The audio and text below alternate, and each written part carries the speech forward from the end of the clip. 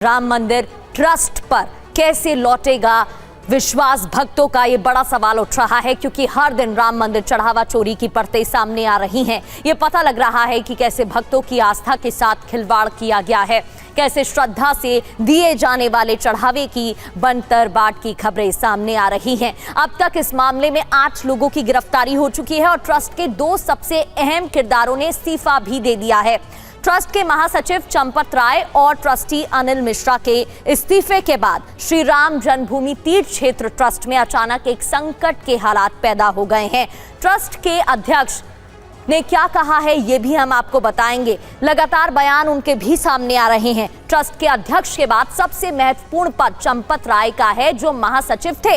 अब उनके इस्तीफे के बाद सबसे बड़ा सवाल है कि सबसे शक्तिशाली व्यक्ति के ना होने की स्थिति में ट्रस्ट का संचालन आखिर कौन करेगा। क्या और भी गिरफ्तारियां हो सकती हैं, इसको लेकर भी कई सवाल हैं। बड़ी खबर यह कि राम मंदिर चढ़ावा चोरी मामले पर एफआईआर पर सवाल उठ रहे हैं। जिन कर्मचारियों को नामजद किया गया उनके पिता का नाम पूरा नहीं है और पूरा पता तक नहीं है। इसी को लेकर एफआईआर पर अब सवाल उठ रहे हैं। सभी नामजद अभियुक्त लंबे समय से मंदिर और ट्रस्ट की व्यवस्थाओं से जुड़े रहे हैं। तो अभियुक्त लंबे समय से मंदिर से जुड़े रहे बताए जा रहे हैं। जो नामजद हैं, जिन कर्मचारियों को नामजद किया गया है, उनके पिता का नाम और पूरा पता तक एफआईआर में दर्ज नहीं है। इसी को लेकर सवाल उठ रहे हैं।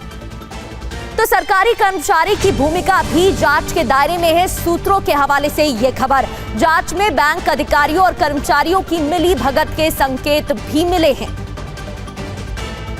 सरकारी कर्मचारी की भूमिका भी जांच के दायरे में, जांच में बैंक अधिकारी और कर्मचारियों की मिली भगत के संकेत। कई अफसरों पर बैंक कर्मचारियों के भी सीधे नकदी में हेरफेर करने की खबर है। कई अफसरों पर भी बैंक कर्मचारियों ने सीधे नकदी में हेरफेर किया है।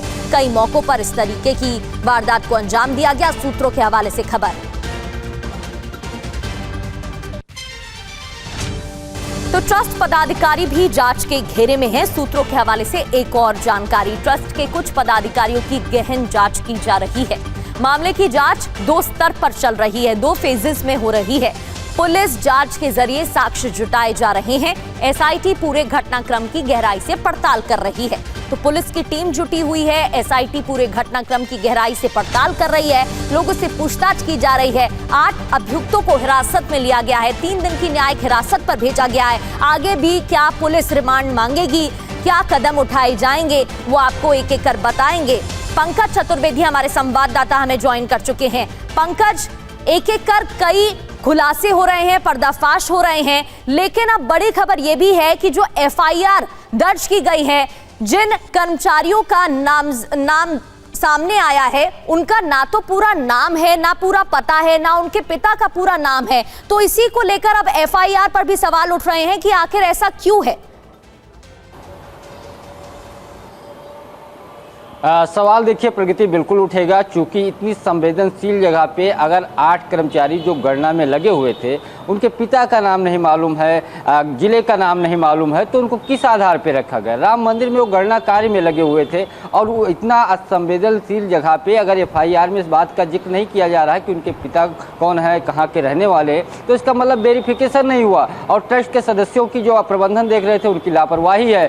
साथ ही इसमें एक बहुत महत्वपूर्ण पॉइंट और है, जो भ्रष्टाचार, एक मुकदमा जो दर्ज किया गया, 8 धाराएं लगाई गई है, 8वें नंबर पे है, उसमें भ्रष्टाचार निवारण अधिनियम के तहत मुकदमा दर्ज किया गया है। यानी सरकारी कर्मचारी की भी संलिप्तता आई है, यानी बैंक के कर्मचारी हो सकते हैं सरकारी कर्मचारी के तौर पे, लेकिन अज्ञात किया गया है। फिर उनका नाम क्यों नहीं दर्शाया गया, क्या बचाने की कोशिश की गई? क्योंकि 6 जो इसमें गणना कर्मी जो गिरफ्तार हुए कुल 8 में, वो 6 बैंक से हायर किए गए थे। हालांकि वो ट्रस्ट के दबाव में, सिफारिश पे वो उन कर्मचारियों को नौकरी आउटसोर्स के जरिए बैंकिंग ने ट्रस्ट को मुहैया कराया। लेकिन सवाल सबसे बड़ा यही है, और एफआईआर में बहुत सधे शब्दों में लिखा गया है, यानी कुल मिलाकर के इसमें भी गोलमोल किया गया है। किसी को बचाने की कोशिश की गई, किसी का पूरे जिक्र नहीं किया गया उनके पते का, एड्रेस का। साथ ही जब भ्रष्टाचार जो नियम है, निवारण अधिनियम के तहत मुकदमा दर्ज किया गया, तो फिर वो सरकारी कर्मचारी कौन है, उसका एफआईआर में जिक्र क्यों नहीं किया गया?